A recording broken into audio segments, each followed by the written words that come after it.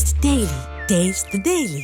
தென்காசி மாவட்டம் சங்கரன்கோவில் நகரமன்ற தலைவர் தேர்தலில் திமுகவை சேர்ந்த நகரமன்ற உறுப்பினர் கௌசல்யா 22 வாக்குகள் பெற்று அதிமுக நகரமன்ற உறுப்பினர் அண்ணாமலை புஷ்பத்தை வீழ்த்தி வெற்றி பெற்றிருக்கிறார்.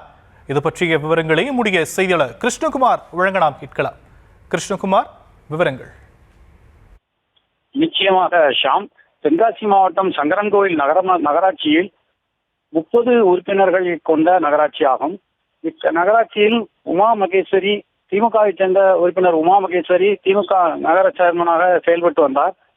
இந்நிலையில் அவர் மீது பல்வேறு குற்றச்சாட்டுகளை கூறி திமுக மற்றும் அதிமுக உறுப்பினர்கள் நம்பிக்கையில்லா தீர்மானம் கொண்டு வந்தனர். இந்த நம்பிக்கையில்லா தீர்மானம் வெற்றி பெற்றதை தொடர்ந்து அவர் பதவியை இழந்தார்.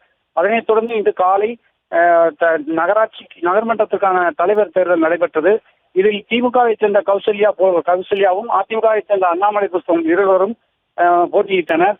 இதில் திமுக உறுப்பினர் கௌசல்யா 22 வாக்குகள் பெற்றும் வெற்றி பெற்றார்.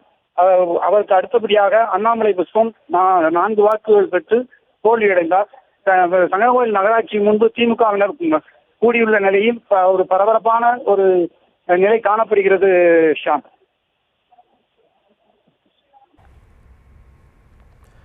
விவரங்களுக்கு நன்றி Krishnakumar. Taste Daily. Taste the Daily.